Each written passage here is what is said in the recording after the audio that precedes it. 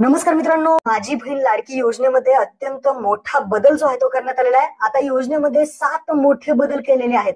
या योजनेमध्ये अर्जाची मुदतवाढ असेल, अविवाहित महिलांना लाभ असेल, उत्पन्नाचा दाखला असेल, डोमासाईल दाखला, जमिनीची अट, वयाची अट, या सर्वांचे जे काही बदल आहेत ते काय बदल झालेले आहेत या व्हिडिओमध्ये मी तुम्हाला सांगणार आहे। तर व्हिडिओ नक्की शेवटपर्यंत पहा। चॅनलवरती नवीन आला असाल तर चॅनलला सबस्क्राईब करून ठेवा।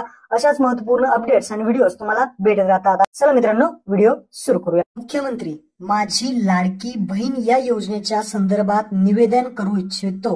तर इथे पहा, पहिला जो बदल आहे तो सदर योजनेत अर्ज करण्याची जी काही मुदत आहे ती 1 जुलै 2024 ते 15 जुलै 2024 पर्यंत ठेवण्यात आली होती आणि या मर्यादेत सुधारणा करण्यात येत असून आता सदर मुदत 2 महिने ठेवण्यात येत असून ती दिनांक 31 ऑगस्ट 2024 पर्यंत लाभार्थी महिलांना अर्ज करण्यात येणार आहे। म्हणजेच 31 ऑगस्ट पर्यंत आता महिला अर्ज करू शकतात। तसेच 31 ऑगस्ट 2024 पर्यंत अर्ज करण्यात आलेल्या लाभार्थी महिलांना दिनांक 1 जुलै 2024 पासून दर महिन्याला 1500 रुपये आर्थिक लाभ जो आहे तो देण्यात येणार आहे। हा महत्वपूर्ण बदल आहे। 31 ऑगस्ट पर्यंत अर्ज करू शकता आणि लाभार्थी महिलांना ज्यांनी अर्ज केलेले आहेत त्यांना 1 जुलै 2024 पासूनच 1500 रुपये त्यांच्या बँक खात्यामध्ये जमा होणार आहेत। दुसरा बदल पहा, या योजनेच्या जे काही अधिवास प्रमाणपत्र होतं म्हणजे जे काही डोमासाईल प्रमाणपत्र होतं ते नमूद केलं होतं आणि आता लाभार्थी महिलेकडे अधिवास प्रमाणपत्र जर नसेल म्हणजे डोमासाईल सर्टिफिकेट कोणत्या महिलेकडे नसेल तर त्याऐवजी 15 वर्षापूर्वीच तुम्हाला हे 4 डॉक्युमेंट्स तुम्ही देऊ शकता। आता 15 वर्षापूर्वीचे काय काय डॉक्युमेंट्स तुम्ही देऊ शकता? रेशन कार्ड देऊ शकता, मतदान ओळखपत्र म्हणजे वोटर आयडी देऊ शकता, शाळा सोडल्याचा दाखला म्हणजे एलसी देऊ शकता, जन्माचा दाखला। या 4 पैकी तुम्ही कोणतेही ओळखपत्र किंवा प्रमाणपत्र ग्राह्य धरण्यात येणार आहे। म्हणजे यापैकी तुम्ही एक देऊ शकता।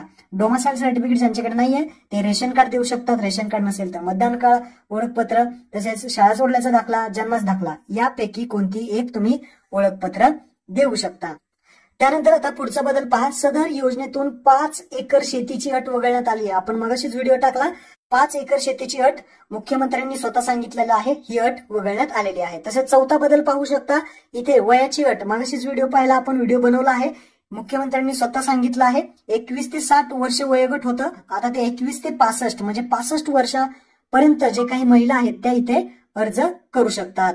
त्यानंतर पुढचा, परराज्यात जन्म झालेल्या महिलांनी, 5वा बदल आहे, परराज्यात जे बाहेरच्या महिला आहेत त्या अधिवास असणाऱ्या पुरुषांबरोबर जन्म झालेल्या महिलांनी, परराज्यात जन्म झालेल्या महिलांनी महाराष्ट्रातील अधिवास असणाऱ्या पुरुषांबरोबर विवाह केला असेल तर अशा बाबतीत त्यांच्या पतीचे जन्म दाखला किंवा शाळा सोडल्याचा दाखला किंवा अधिवास प्रमाणपत्र हे ग्राह्य धरण्यात येणार आहे। ही गोष्ट लक्षात ठेवा।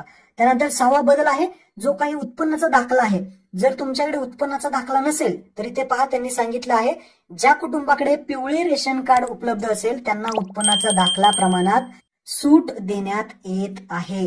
म्हणजे लक्षात ठेवा, उत्पन्नाचा दाखला नसेल तरी चालेल, तुमच्याकडे पिवळे किंवा केसरी रेशन कार्ड असेल तर तुम्ही इथे अर्ज करू शकता। तुम्ही रेशन कार्डद्वारे फक्त अर्ज करू शकता, तुम्हाला उत्पन्नाच्या दाखल्याची सुद्धा गरज आता लागणार नाही, त्याच्यामध्ये सूट देण्यात आलेली आहे। त्यानंतर शेवटचा 7वा बदल आहे तो म्हणजे अत्यंत महत्वपूर्ण आहे, मला वाटलं नव्हतं की हा सुद्धा बदल होईल। कुटुंबात, तुमच्या कुटुंबात एक अविवाहित महिला असेल तर त्या अविवाहित म्हणजे एखादी मुलगी असेल तुमच्या कुटुंबात 21 वर्षाची तर 21 ते 65 वर्षापर्यंत इथे अर्ज करू शकतात। आणि एक अविवाहित महिला म्हणजे एक मुलगी आहे आणि तिचं वर्ष 21 पूर्ण आहे तर ती सुद्धा या योजनेमध्ये आता अर्ज करू शकते। असे महत्वपूर्ण 7 बदल होते। महत्वपूर्ण व्हिडिओ आहे, आपल्या सर्व मित्रांना लगेच शेअर करा। आपल्या चॅनलवरती नवीन असाल चॅनलला सबस्क्राईब करा।